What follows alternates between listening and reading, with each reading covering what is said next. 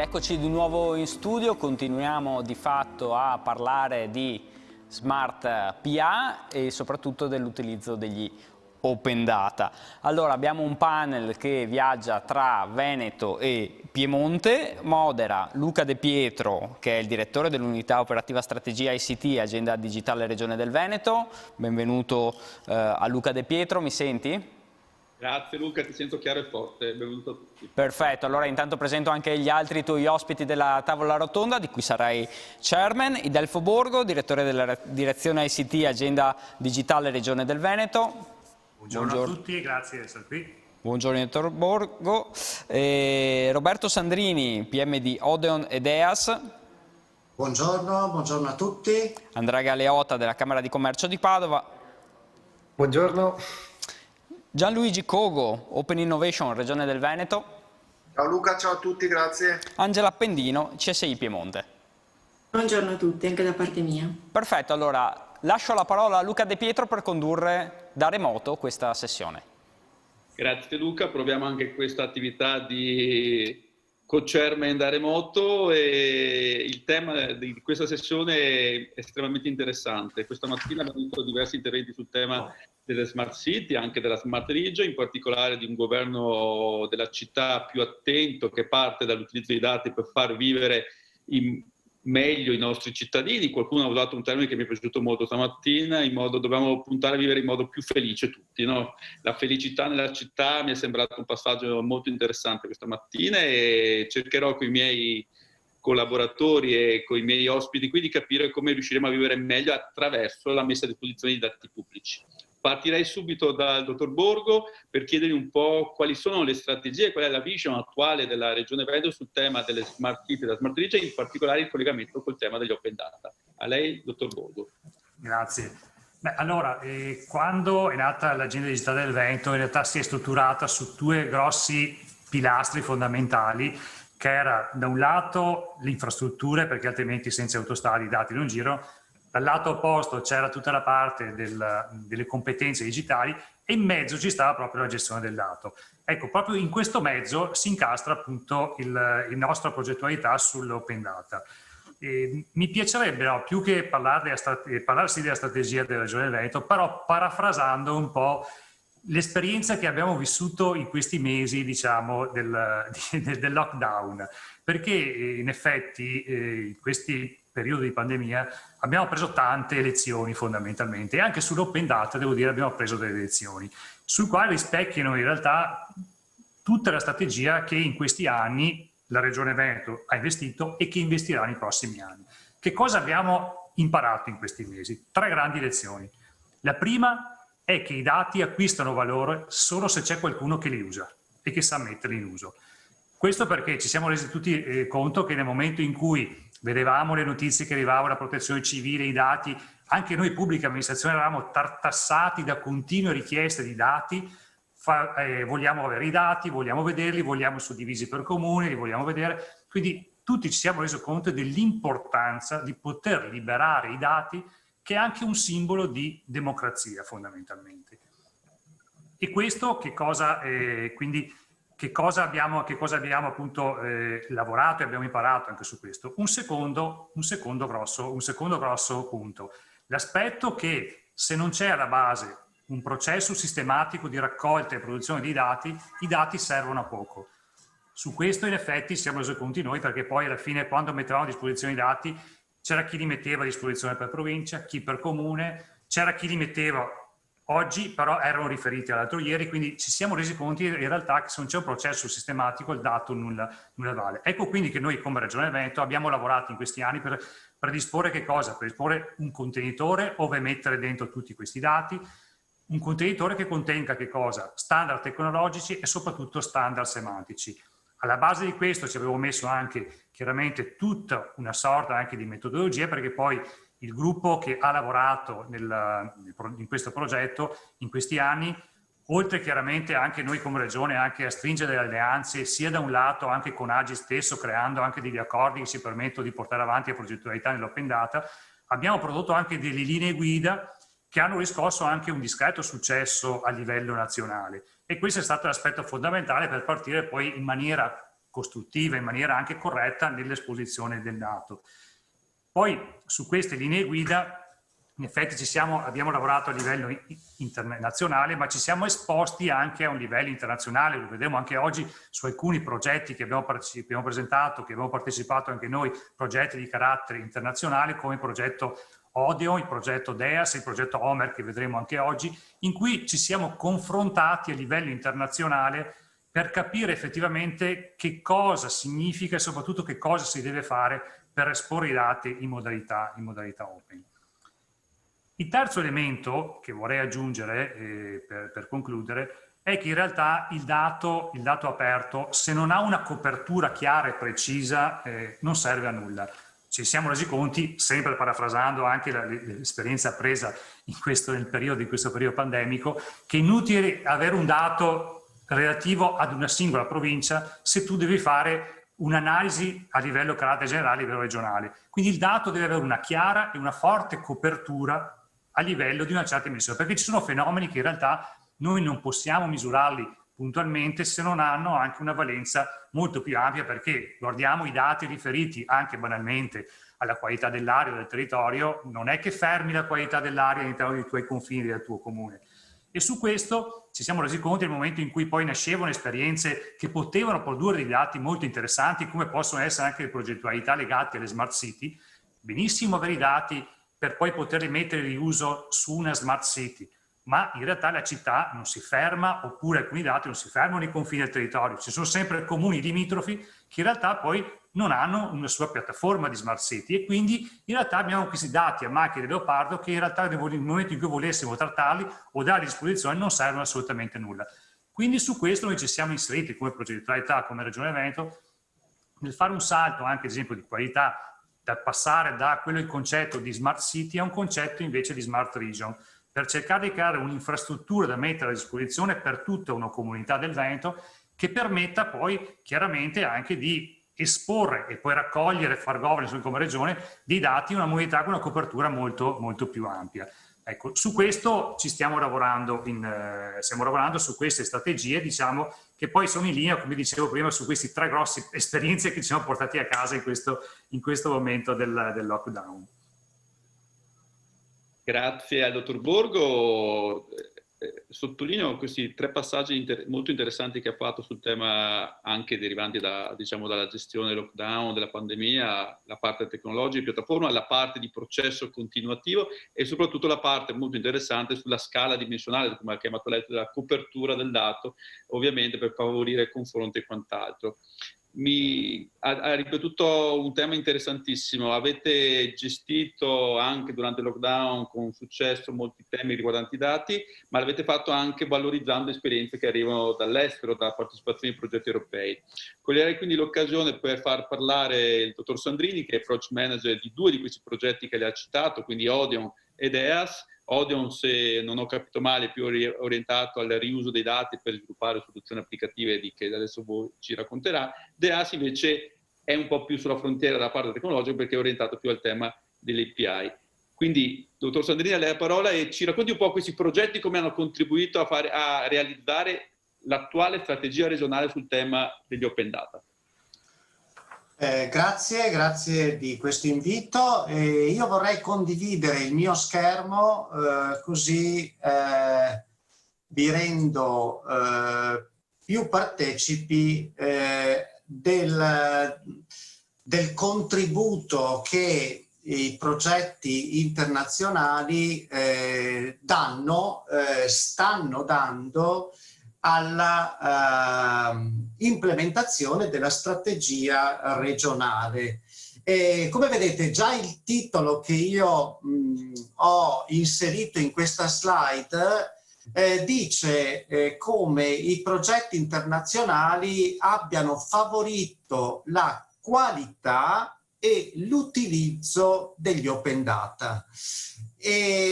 Quindi un binomio importante, mi sembra già sottolineato, ma che i progetti internazionali hanno portato ulteriormente avanti con delle peculiarità che adesso io vi illustro. Anzitutto il cammino che la Regione Veneto ha fatto in questi anni con i progetti internazionali parte dalla quantità e dalla qualità dei dati, che in qualche modo io associo al progetto Homer, un progetto chiuso ancora parecchi anni fa, ma che è stato il punto di partenza di questa riflessione internazionale, oserei dire anche della collaborazione con la Regione Piemonte, tra l'altro.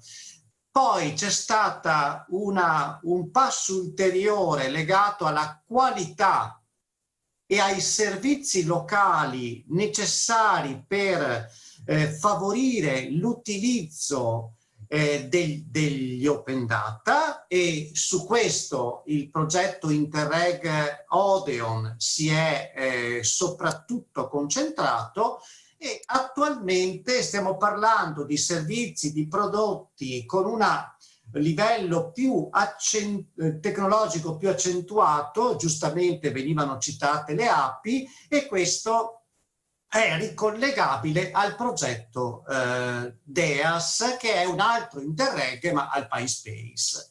Venendo più in particolare, il progetto Odeon, che come vedete si chiama Open Data for European Open Innovation, quindi collega la qualità e la disponibilità di dati ai processi di innovazione aperta, è un progetto che mette in collegamento partner del Mediterraneo, del Veneto, della Slovenia, della Croazia, del Montenegro, greci, francesi e da ultimo spagnoli della Catalogna e dell'Aragona.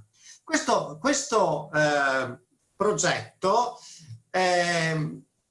che io sintetizzo con alcuni aspetti, ha sviluppato una piattaforma che, se vedete,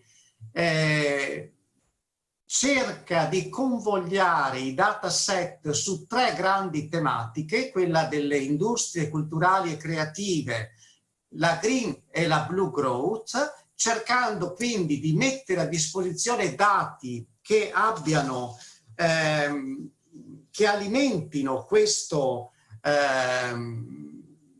portale, quindi permettano al livello locale uno sfruttamento e una valorizzazione più sistematica. Si articola poi in centri erogatori di servizi, qui ne vedete alcuni, eccoli qua tutti, compreso quello veneto, che però poi sarà ampiamente descritto da Andrea Galeotta, e tutta questa disponibilità di dati si è tradotta in un set di servizi che, come vedete, è fortemente indirizzato alla nascita e allo sviluppo di impresa. Quindi un portale alimentato da dei datasets che vengono usati per fare formazione, per aumentare la conoscenza, per sviluppare il business e per creare network. Infatti, come vedete qui,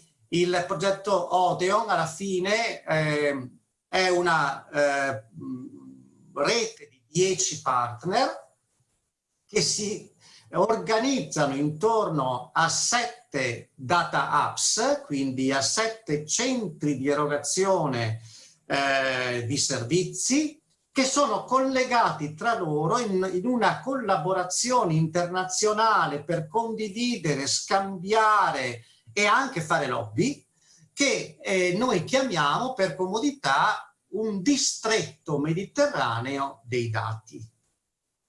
Questa strategia, che è la strategia del progetto Odeon, è una strategia che ha portato a tanti risultati. Io ve ne mostro soltanto qualcuno.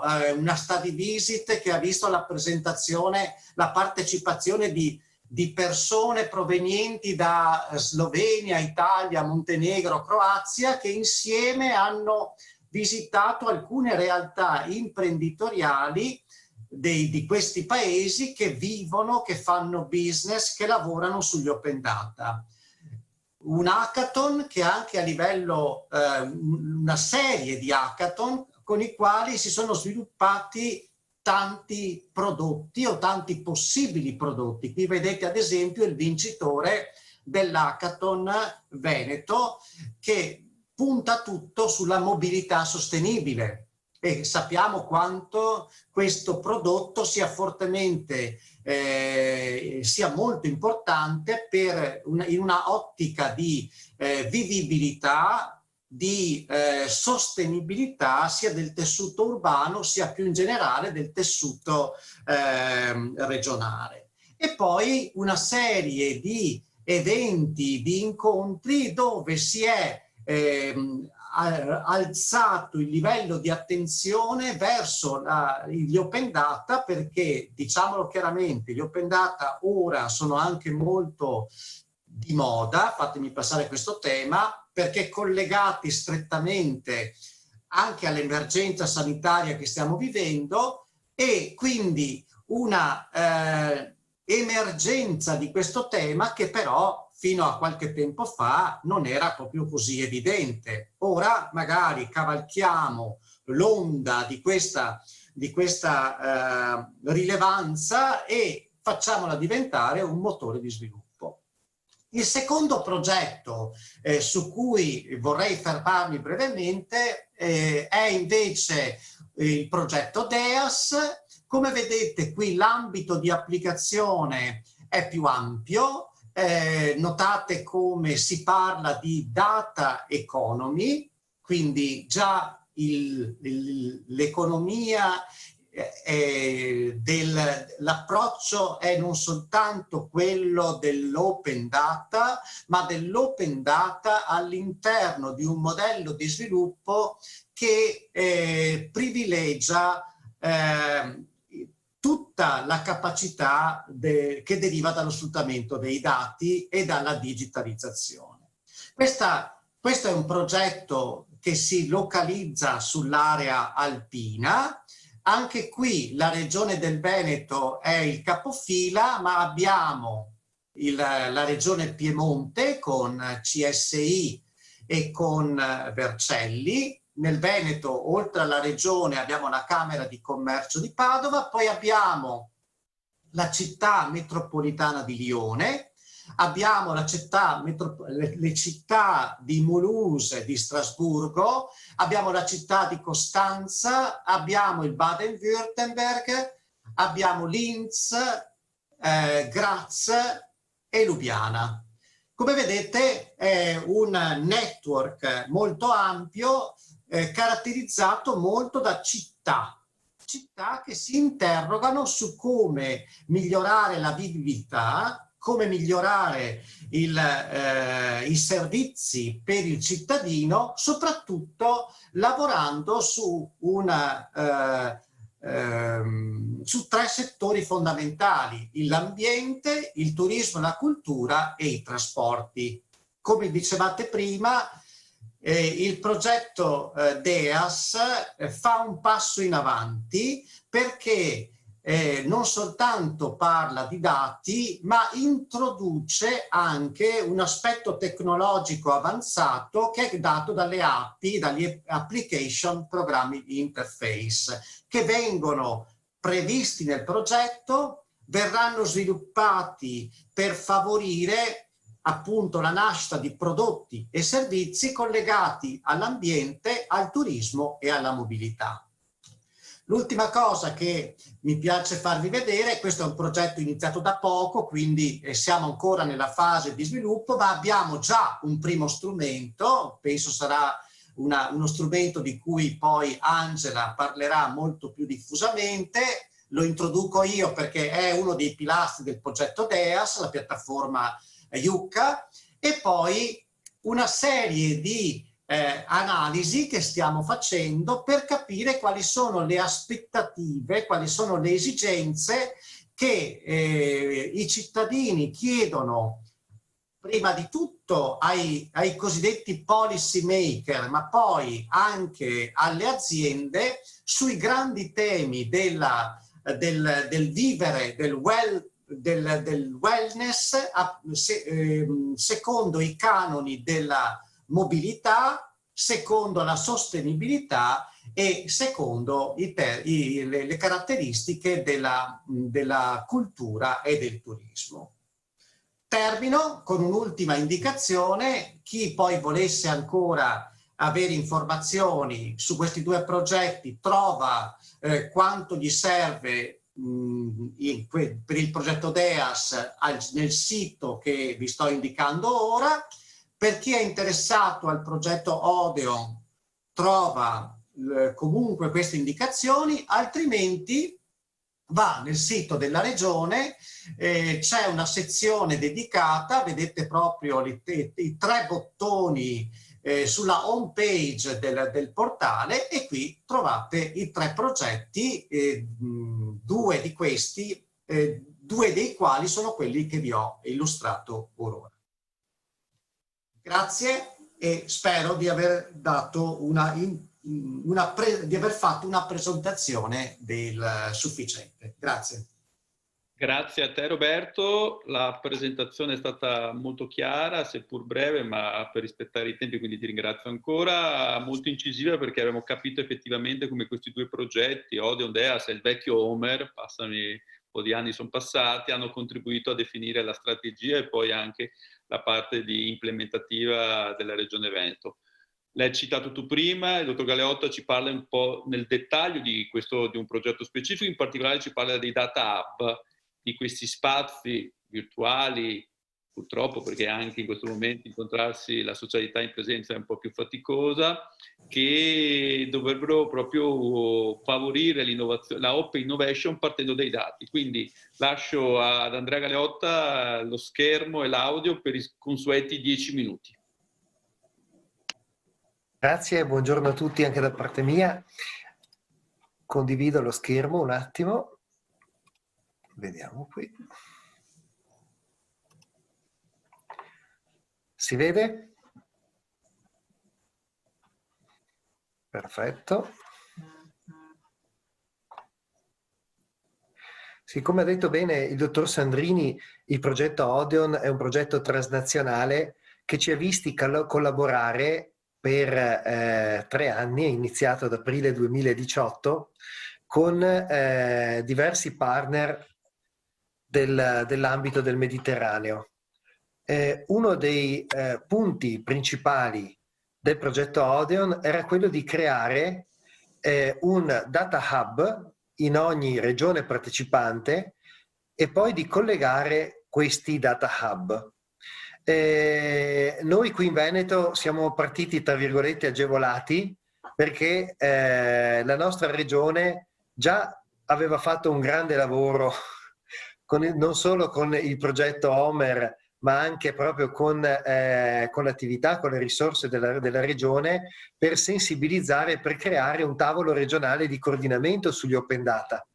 Per cui quando abbiamo fatto la call pubblicata da Camera di Commercio e da Regione del Veneto per invitare enti pubblici, imprese, hacker civici, sviluppatori, ricercatori, rappresentanti del mondo accademico ad aderire al Data Hub, direi che è andata molto bene. Abbiamo avuto più di 50 manifestazioni di interesse e il Data Hub del Veneto si è caratterizzato dall'essere una struttura virtuale che nelle nostre intenzioni avrebbe dovuto poi avere anche dei momenti di incontro e di coprogettazione molto fisici.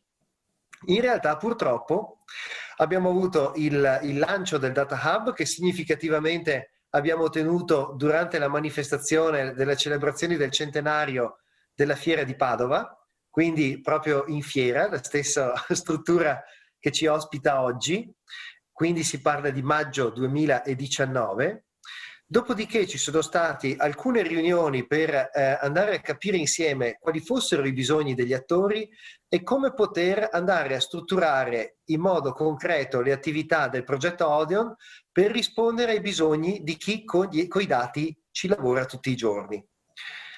L'esito è stato un evento di formazione fatto fisicamente a febbraio, a metà febbraio, di quest'anno, dopodiché abbiamo dovuto riprogettare tutti gli interventi previsti dal nostro programma, che potete vedere riassunti in questa slide, per portarli online.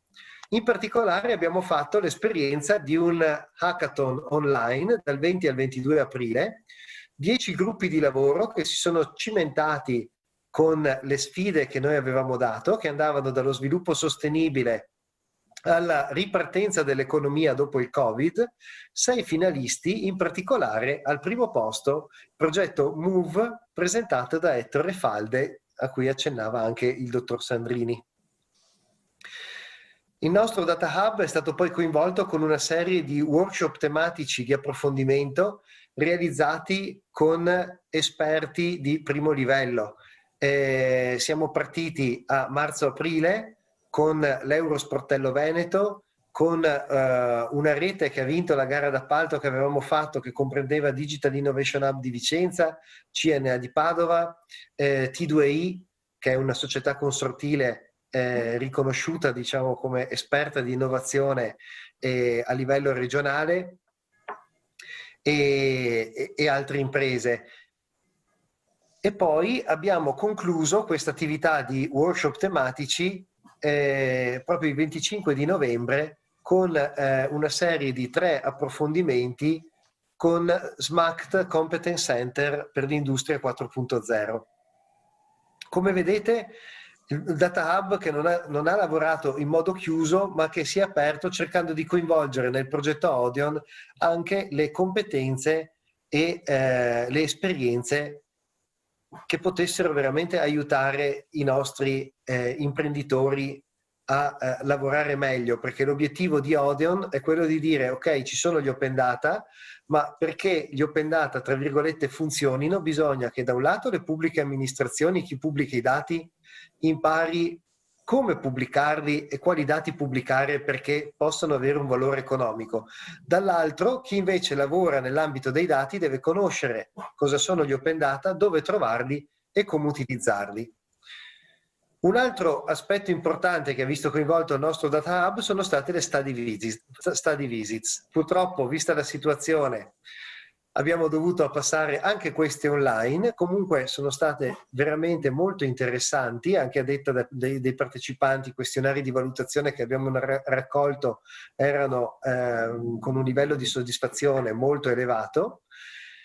3 study visit: 5 maggio il Digital Innovation Hub di Vicenza, il 7 maggio Infocamere, che ricordiamo è il più importante data center sull'economia italiana, visto che tiene i dati di tutto il registro delle imprese, e Paradigma Exponential Hub, e il 15 ottobre l'International Study Visit, a cui accennava il dottor Sandrini, che abbiamo realizzato insieme ai nostri partner sloveni, croati e montenegrini. Il progetto Odeon non si ferma. Vi invito già a collegarvi con noi il 17 di dicembre, perché avremo l'evento finale del progetto. Per maggiori informazioni sono a disposizione, potete contattarmi all'indirizzo mail del nostro ufficio progetti europei, progetti@pd.camcom.it. Grazie. Grazie dottor Galeotto, è stato molto chiaro, bella questa esperienza anche degli study visit, che ovviamente hanno usato tecnologie digitali ma che hanno prodotto lo stesso effetti interessantissimi, soprattutto nella dinamica di partecipazione di questi gruppi internazionali. Adesso coinvolgerei in questa tavola rotonda il dottor Gianluigi Cogo, che dovrebbe connettersi, eccolo qui, a cui faccio 2 domande ma che probabilmente hanno la stessa risposta. La prima domanda è: come riuscire a capitalizzare e a disseminare i risultati di questi bei progetti europei a livello territoriale e quindi farli diventare patrimonio un po' di tutta la comunità di 563 comuni del Veneto e ovviamente di tutte le realtà che hanno questi comuni e di tutti gli operatori di questi territori. E la seconda domanda è: il Veneto, come abbiamo capito, non si è limitato a approcciare il tema degli open data come un adempimento previsto dal codice di amministrazione digitale, da norme successive, ma in realtà l'ha fatto diventare come linfa di percorsi di open innovation. Quali sono le strategie future? Che cosa state facendo per in qualche modo rispondere a queste due domande che le ho sollevato?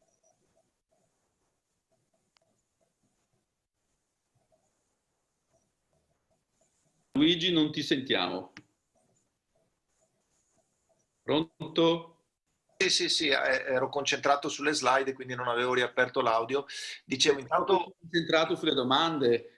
Sì, sulle domande, sulla presentazione, scusami. E sulle domande che mi hai fatto, fra l'altro. No, dicevo intanto sì, ringrazio ovviamente per l'invito all'organizzazione, ma ringrazio anche i relatori precedenti che hanno già inquadrato abbastanza bene, diciamo, l'ecosistema sul quale ci muoviamo, e vengo ovviamente a dare risposta a quello che mi hai chiesto, facendomi accompagnare anch'io da una serie di illustrazioni che ovviamente sono in inglese perché lo utilizziamo spesso, come è facile immaginare, anche nei progetti europei, ma che comunque vanno, spero o auspico che vadano proprio ad inquadrare il tema dell'innovazione aperta e perché noi abbiamo inserito l'open data, credo per primi assolutamente in Italia, all'interno del paradigma dell'open innovation.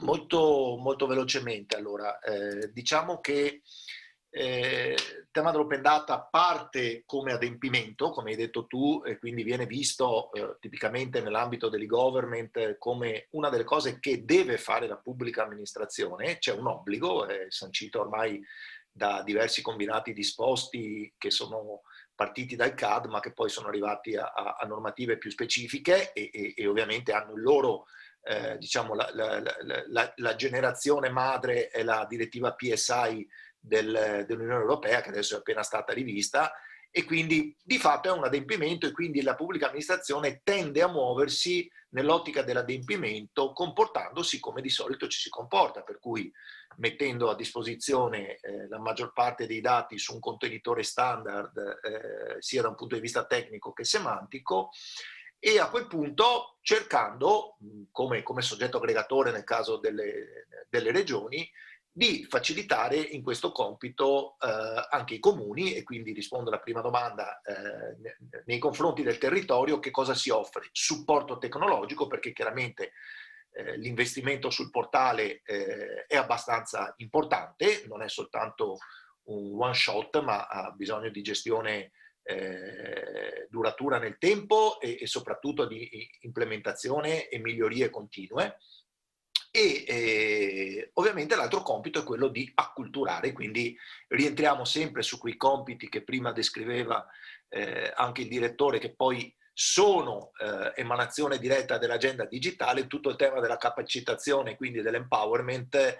Anche nel caso dell'open data diventa, per un soggetto aggregatore come la regione, compito di fare cultura nei confronti dei comuni, che ovviamente su questi temi di solito e per fortuna con la regione hanno un ottimo rapporto, perché noi riceviamo per primi questo tipo di direttive e di regolamenti, le interpretiamo e gli diamo gambe, e loro ovviamente e giustamente si fidano di noi, della collaborazione che mettiamo in atto, e per cui questo concetto di collaborazione gov to gov, diciamo, funziona. Quindi se vogliamo dire se i comuni del Veneto hanno aderito, devo dire sì, hanno aderito già dalla prima ora. Ovviamente la prima ora come adempimento, e quindi avevamo nel catalogo una serie di comuni.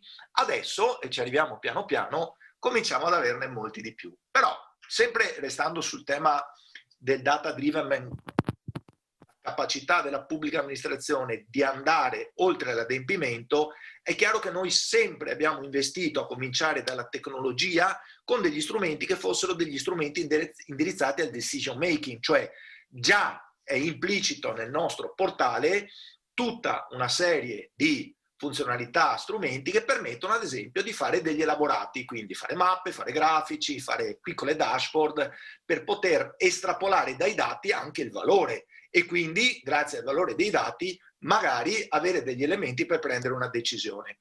Ovviamente questo, finché rimane nell'ambito del gov to gov, diciamo, ha un valore abbastanza circoscritto e quindi attiene alle decisioni che deve prendere la pubblica amministrazione e, diciamo, possono rientrare in quelli che sono anche dei pilastri fondamentali, la trasparenza piuttosto che l'accountability, che è una bella parola inglese, che vuol dire, insomma, essere trasparenti ma essere anche capaci e posso dire ultimamente vuol dire anche essere resilienti, forse, tutto sommato. E da qui abbiamo capito che bisognava cominciare a investire di più nel rapporto con le imprese e nei cosiddetti riutilizzatori finali che potessero dare un'ulteriore valorizzazione ai dati, perché il Gov arriva fino a un certo punto, perché di mestiere non fa data analytics e non fa neanche prodotti, diciamo, derivati dai dati. Allora, è chiaro che all'interno di questo framework, che è il framework della Digital Agenda, come si può evincere, il dato è messo lì come un abilitatore, è un enabler, cioè non è che noi offriamo anche il prodotto finale, noi offriamo il dato e poi ovviamente sperando nella capacitazione del Gov, ma nella creatività, nella passione, nell'esperienza del settore privato, ci aspettiamo che in tutti quei vari settori verticali possano anche essere generate applicazioni, infografiche, chatbot, immaginatevi tutto quello che volete, che possa essere a vantaggio, da un lato ancora per la pubblica amministrazione, ma soprattutto per i cittadini e per le imprese. Lascio perdere il portale, molto velocemente dico soltanto che ovviamente è nella compliance voluta anche dall'Agenzia Digitale, dall'Agenzia per l'Italia Digitale, per cui standard tecnologici, semantici anche di accessibilità e usabilità, quindi siamo assolutamente uniformati.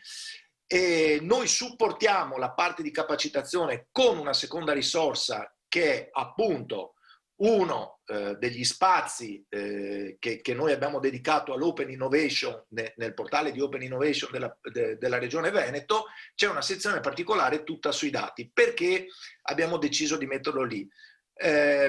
Molto semplicemente, questa la lascio perdere perché l'ha descritta prima il buon Roberto Sandrini e ha già impilato i vari progetti, però mi soffermerei più che altro sull'ultimo layer, quello in basso, no? Gli attori, no? Quindi perché siamo arrivati all'Open Innovation? Perché effettivamente nel momento in cui tu metti in collegamento la pubblica amministrazione con le imprese, cominci a creare una chimica nuova, diversa, che è fatta da un lato di persone, e soprattutto di persone che hanno comportamenti, hanno storie, hanno anche modi di operare diversi, no? E metterli all'interno di un ecosistema solo loro due, da un lato, diciamo, è poco qualificante, perché la pubblica amministrazione dona quello che di fatto già c'è, cioè che è un dato che già l'impresa e il cittadino ha pagato, e dall'altro lui dovrebbe dire, vabbè, quello che mi hai dato mi è bastante. Non è così, non è così, perché devono intervenire altri elementi qualificanti. L'Open Innovation non è un rapporto a due, dove uno che non sa fare le cose chiede all'altro mi dai una mano. Questo era il primo modo di fare Open Innovation. Di solito che cosa succedeva? Una grossa company multinazionale non aveva le skill per fare delle cose, prendeva una startup e poi la assorbiva. Pubblica amministrazione non fa questo. La pubblica amministrazione di solito usa il procurement, quindi è molto limitativo questo tipo di approccio. Quindi nell'open data non c'è il procurement, c'è il dono e ci si aspetta un ritorno. Io ti dono qualcosa e lo doni tu a me. Ma mancano due elementi fondamentali a tutto il tema della ricerca. Quindi la capacità di quegli attori che ha descritto prima Andrea Galeota, quindi dei centri di ricerca accademici, quindi pubblici, ma anche privati, di vedere e anticipare l'innovazione, e dall'altra manca l'altro attore, che è quello della cittadinanza attiva, fatto nella sua molteplicità, che possono essere associazioni, fondazioni, gruppi di interesse, eccetera, eccetera. Seguendo l'ispirazione dell'Open Innovation europea, mettere questi 4 attori in un ambito di innovazione aperta multiattoriale, dove dall'inizio tutti e 4 si occupano di progettare elementi di innovazioni con orientamento all'innovazione sociale, quindi al benessere delle persone e delle imprese, è probabilmente il modo migliore per portare dei progetti al successo. Ed ecco perché anche noi abbiamo voluto inserire, cioè anche noi come il resto d'Europa, però prima in Italia, inserire i dati in questo elemento innovativo. E quindi dove far atterrare tutto questo? Perché finché facciamo sperimentazione e facciamo rete e collaborazione con i progetti europei, non si vedono ancora tangibilmente i prodotti finali. Ecco che grazie a questa esperienza siamo riusciti a negoziare con l'Europa anche dei fondi strutturali, quindi un qualcosa, il fondo strutturale è un qualcosa che va a determinare veramente un cambio, e lo dice la parola stessa, strutturale, quindi che non sia soltanto una sperimentazione, ma che sia un effetto veramente tangibile di cambiamento. Per fare questo, ovviamente, che cosa abbiamo fatto?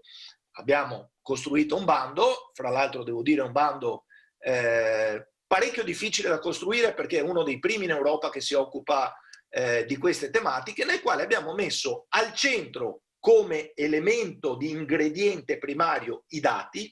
Abbiamo scelto dei luoghi aperti, ecco perché Open Innovation, fuori dalla pubblica amministrazione, e abbiamo di fatto costretto i beneficiari a utilizzare gli stessi protagonisti che abbiamo utilizzato nei progetti europei, quindi i famosi 4 attori della quadrupla elica dell'innovazione, e che quindi sono, come vedete, individui piuttosto che start-up, università, aziende, eccetera, eccetera, eccetera.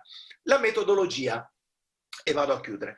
La metodologia ovviamente che cosa prevede? Prevede che noi come regione continuiamo ad avere la governance di tutto questo e che ci mettiamo l'ingrediente, nel caso degli open data, primario, quindi la disponibilità di questo petrolio. Dall'altra parte ovviamente ci mettiamo anche la potenza di calcolo, quindi il sistema e il portale.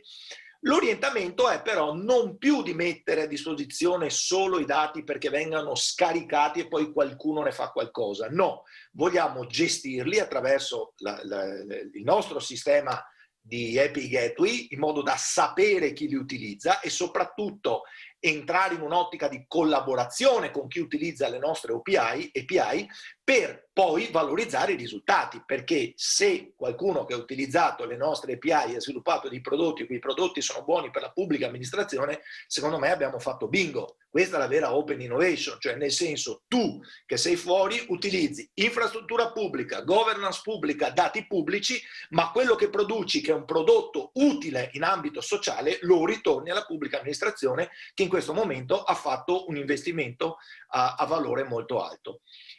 In breve, sostanzialmente, come vedete, questa è la nostra storia. Siamo partiti semplicemente dall'esposizione e dalla messa a catalogo dei dati a una comunità secondo gli standard. Abbiamo cercato il più possibile di dare elementi di cultura e di capacitazione, e ora quello che ci aspettiamo, governandolo, ma non è un governo, non è una regia regionale, cioè orchestriamo un po' la capacità dei beneficiari, che sono 10 al momento, 10 comuni del Veneto capofila per un impegno di 7 milioni di euro, di creare questi prodotti largamente, e vi giuro, lo sottolineo 100 volte, noi gliel'abbiamo non solo scritto nel bando, ma glielo chiediamo tutti i giorni, orientati all'innovazione sociale, perché possano riportare del valore sul territorio dove operano loro e in generale sul territorio della nostra regione. Grazie. Bene, grazie Gianluigi. Hai risposto chiaramente alle tue domande, quindi a come riuscire a capitalizzare queste esperienze internazionali e come riuscire a passare dall'adempimento all'Open Innovation. Mi sembra che la sintetizzo in un'unica parola: dobbiamo in qualche modo in questo caso spingere sull'Innovation Lab e sui 10 spazi nuovi che 10 aggregazioni comunali stanno aprendo a livello regionale.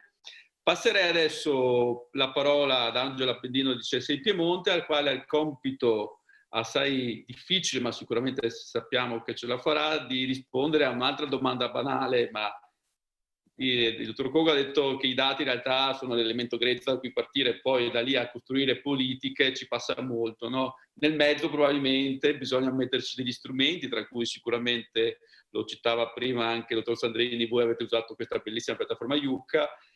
Il tema vero è, ok, dati grezzi, piattaforme di elaborazione di analisi, politiche, però alla fine, come abbiamo detto prima, noi dobbiamo puntare a far vivere meglio i nostri cittadini. Ce la facciamo? Ci proviamo, ci proviamo. Grazie dell'ospitalità, provo anch'io a condividere qualche slide che mi aiuta. Sì, l'obiettivo è far vivere meglio i cittadini. Parliamo di smart region, parliamo di smart landscape, parliamo qualcosa che ci aiuti a vivere in modo più intelligente, a vivere in modo migliore il territorio e sicuramente ad avere anche magari in questo momento un po' più di resilienza. Qual è la strategia che ha adottato il Piemonte ponendosi proprio come ente che ha voluto facilitare l'intero territorio su cui appunto ha provato a andare a definire una strategia dati open ma non solo. Quello che abbiamo provato a fare, che ha provato a fare la Regione Piemonte, qua lo devo fare questo, ok?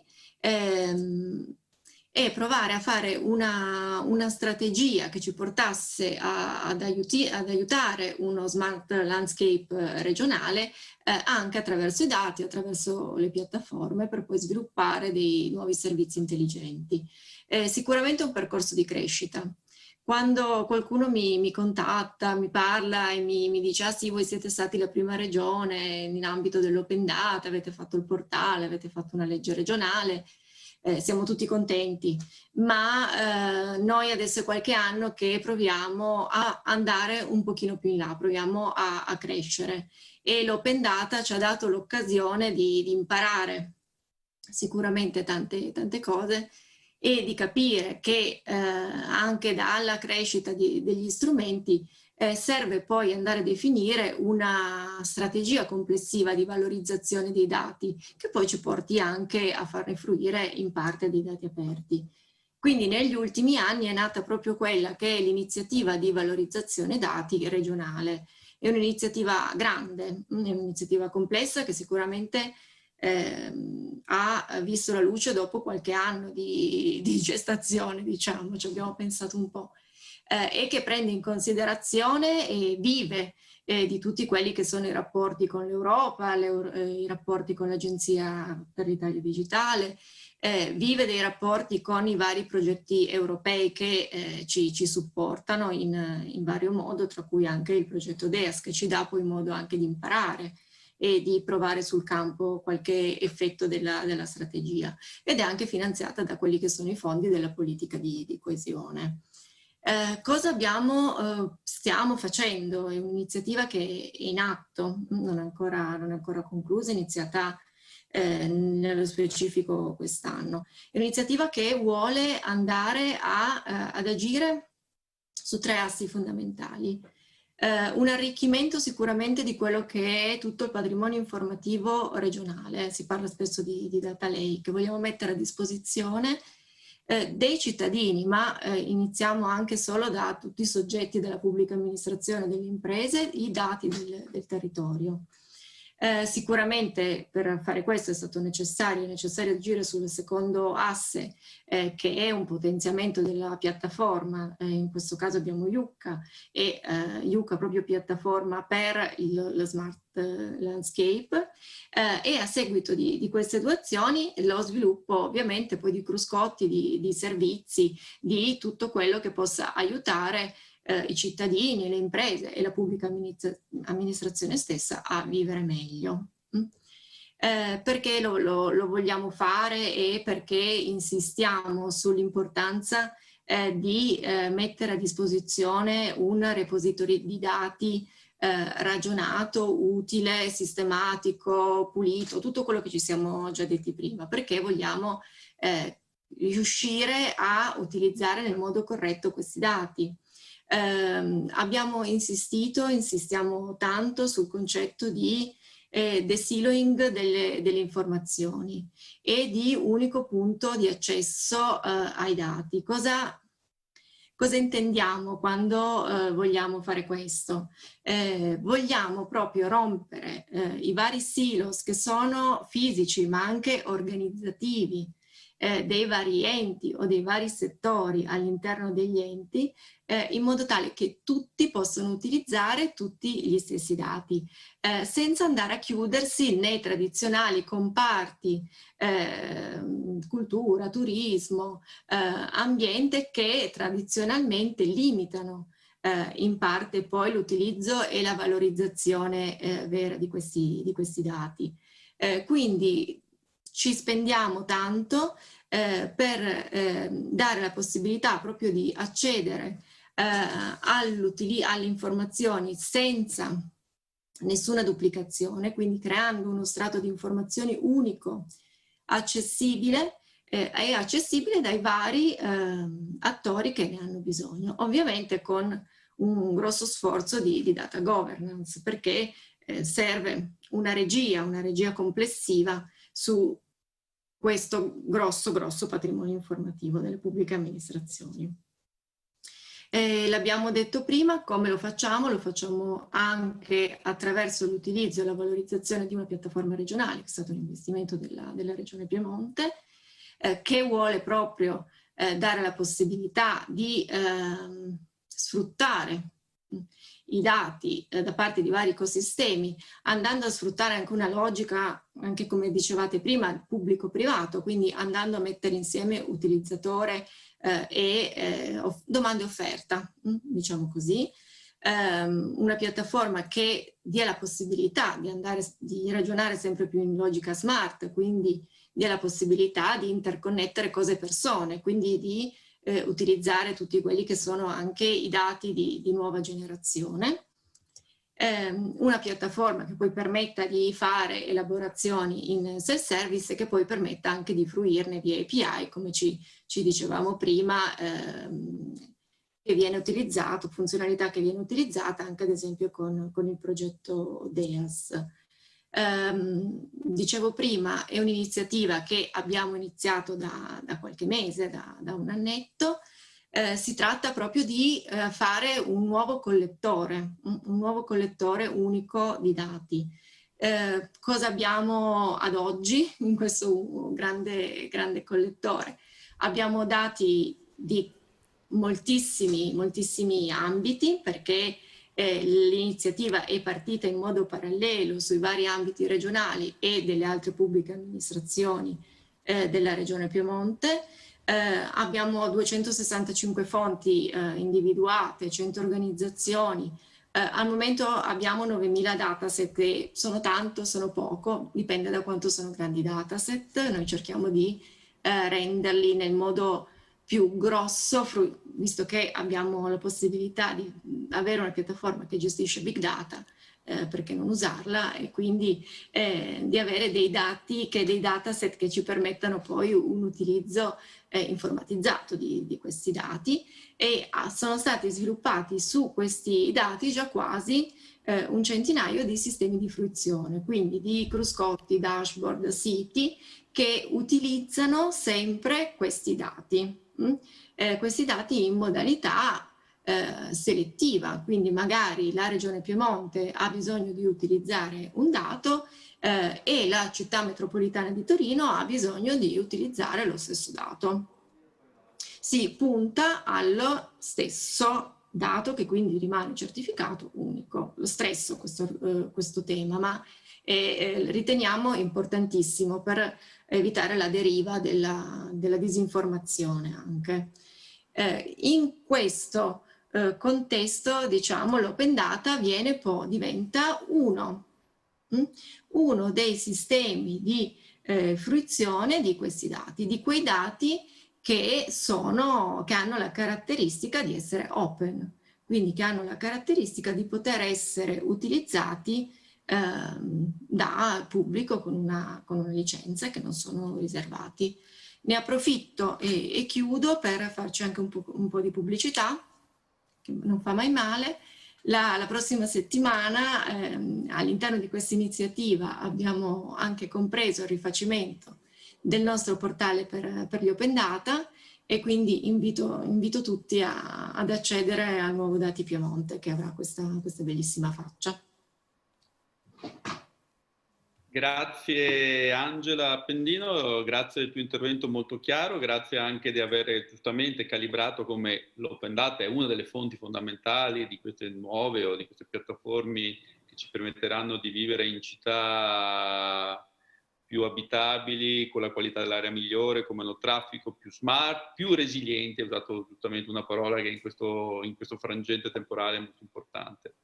E mi sembra che siamo arrivati praticamente alla conclusione del nostro percorso, della nostra sessione specifica. Chiedo se Luca, il nostro chairman, ha delle domande dalla regia, oppure proverei a chiudere. No, io non ho domande dalla regia perché sono stati veramente dei contributi molto molto ricchi, Luca De Pietro, e quindi non ci sono approfondimenti specifici che ho da chiederti, perché veramente altrimenti si aprirebbero ulteriori approfondimenti di un'ora. Però volevo proprio chiedere a te invece di trarre un po' di conclusioni. Qui abbiamo visto veramente delle pratiche molto buone messe in atto dalla Regione Veneto.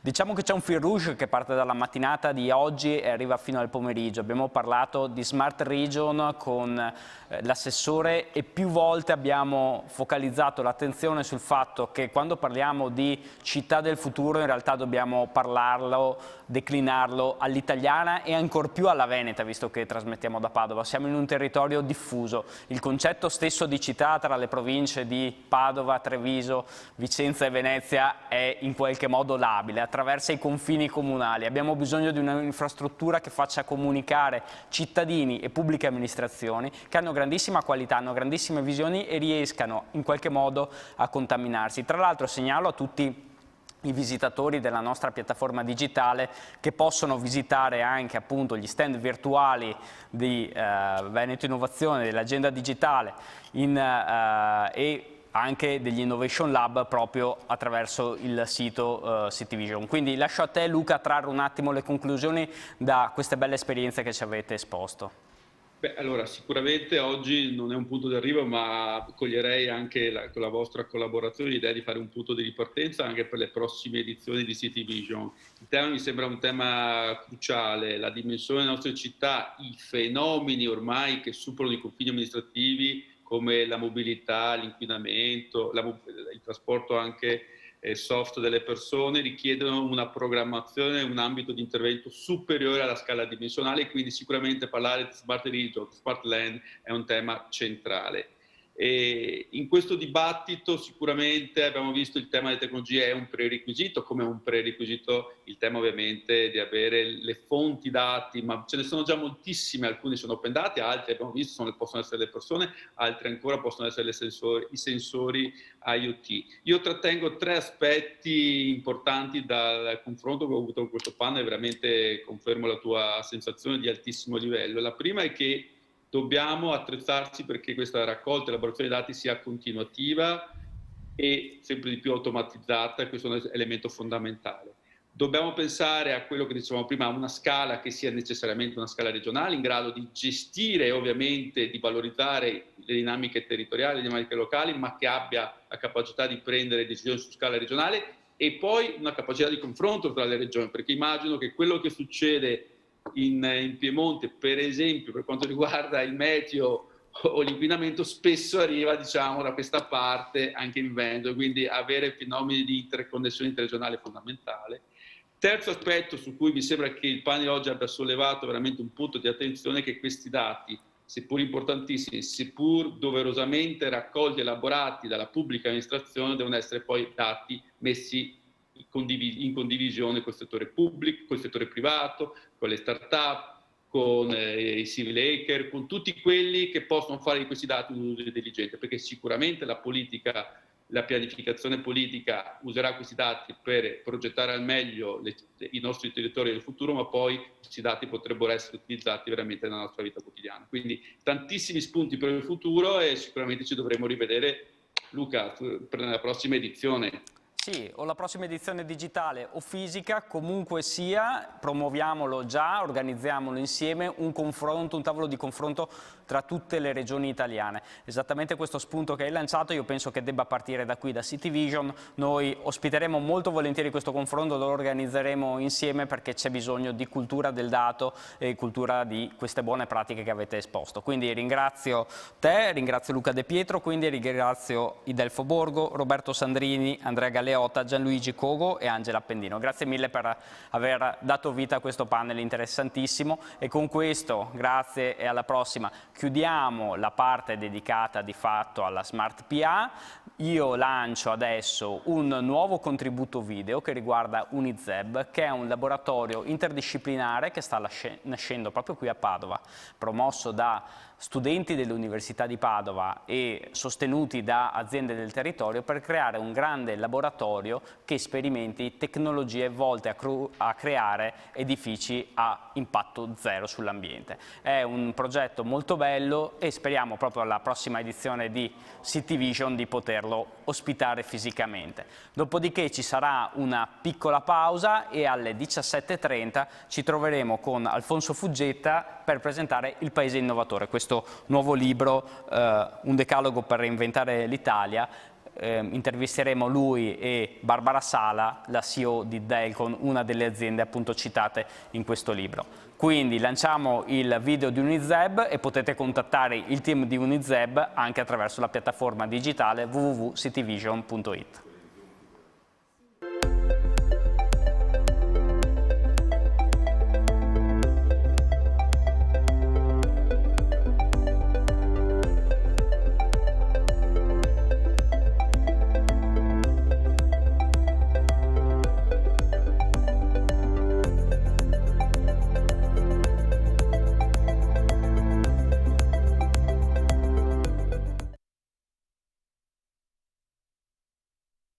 Buongiorno a tutti, io sono Melissa Mitrovic e oggi sono qui per presentarvi il progetto Unizeb. Inizio facendovi vedere quello che è stato un po' la nostra ispirazione o comunque la motivazione per creare un progetto o comunque la realtà di Unizeb.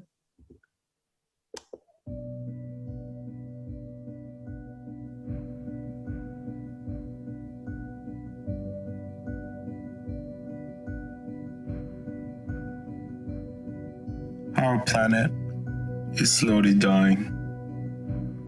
Our people are slowly fading. The rich tell us that it's a lie, but science proves us that it's happening. There's no denying climate change is real. The weather patterns are more extreme. The sea levels are rising fast, but yet the change is slow. I want to try to inspire another human to push for a change, to push forward. We can make it happen now. We are the people. We need to come together. We need to stop dividing each other and focus on our home. Change happens when we come together. We have the power. We have the power. We need to raise our voice. Every time that we've come together for a change, we made it happen. We must not waste another day without at least trying to give our next generation a better chance. We must decide to make this planet a better place to grow and to raise our children. Now, what do you decide? Do you decide to take our future, the next generation's future, in your hands? Or do you leave it in the hands of our current unproductive leaders? We need to act now. There's only one race on Earth. humans. This is us.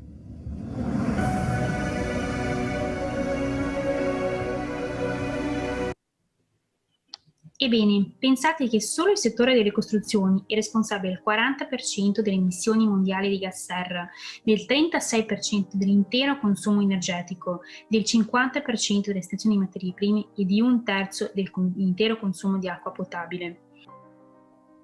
Ed è proprio per questo motivo che nel 2015 150 leader internazionali sono riuniti per discutere e ovviare problemi riguardanti lo sviluppo globale, il benessere umano e l'ambiente. Ed è proprio per questo motivo che alcuni studenti dell'Università di Padova, proprio in quegli anni, si sono chiesti: e noi che cosa possiamo fare nel nostro piccolo, soprattutto come studenti? Da lì nasce un laboratorio multidisciplinare e permanente che ha come vision la promozione della sostenibilità ambientale, sociale ed economica tramite lo studio, la ricerca e la formazione di eccellenza, e la cui mission si esplica tramite gli obiettivi riguardanti l'innovazione nella didattica tramite un approccio di experimental learning, dove gli studenti effettivamente hanno la possibilità di applicare concretamente le nozioni apprese all'interno dell'università, che molto spesso hanno un carattere di tipo teorico.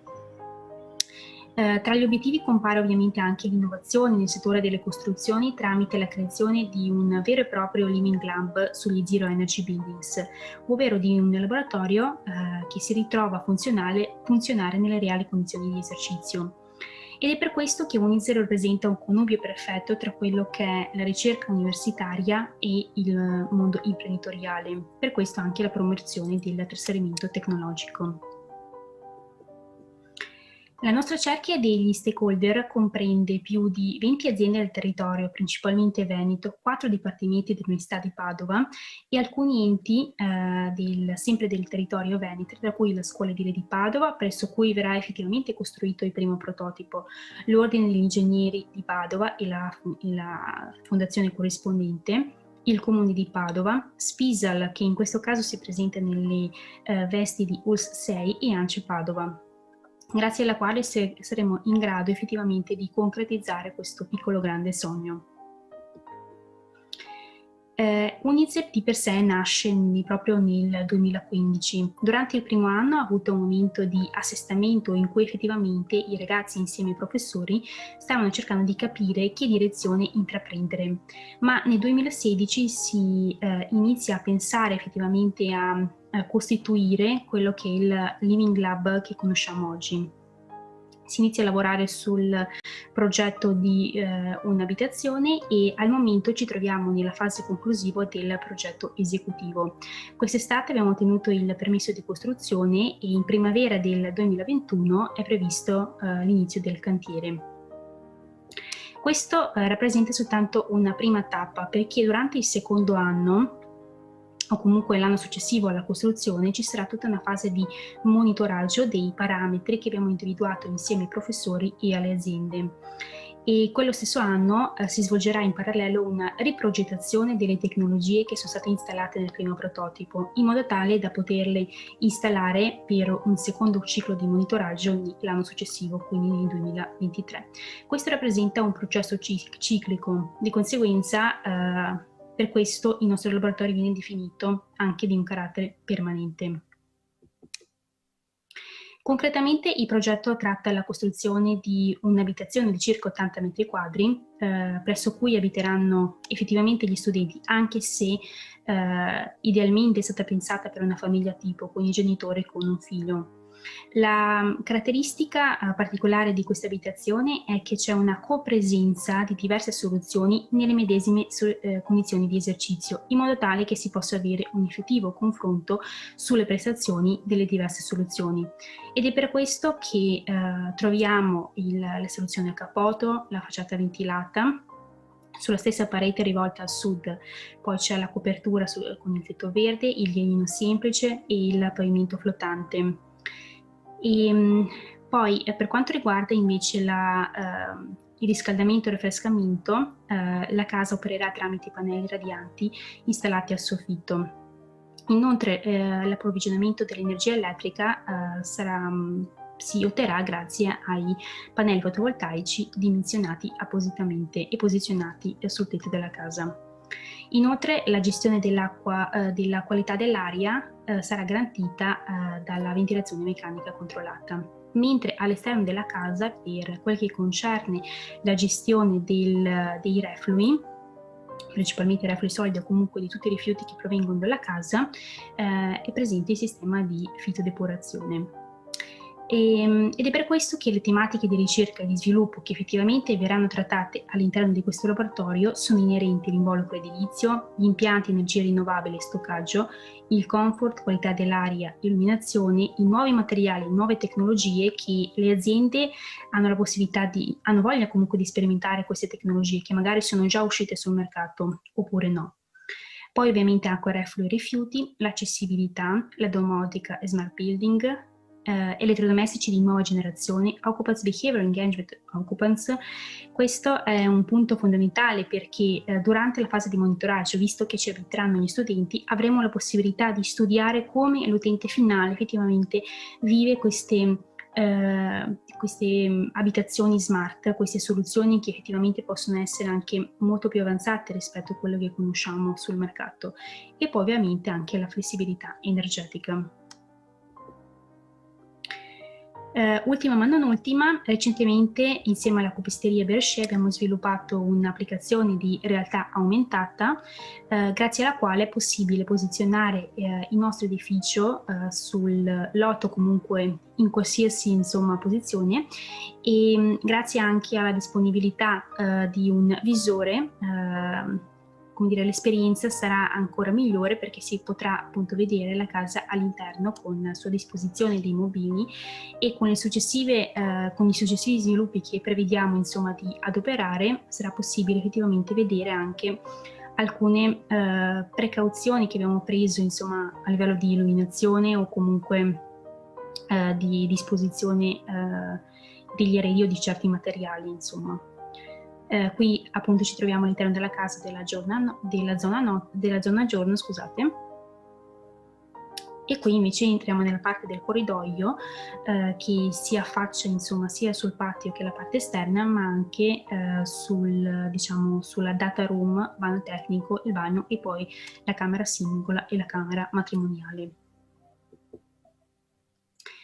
Qui vi lasciamo con alcuni articoli che sono usciti nell'ultimo periodo sul nostro progetto e che, come dire, testimoniano questa esperienza che è nata bottom up proprio su iniziativa degli studenti ed è diventata una realtà veramente grande e importante di riferimento per il territorio patavino ma anche veneto.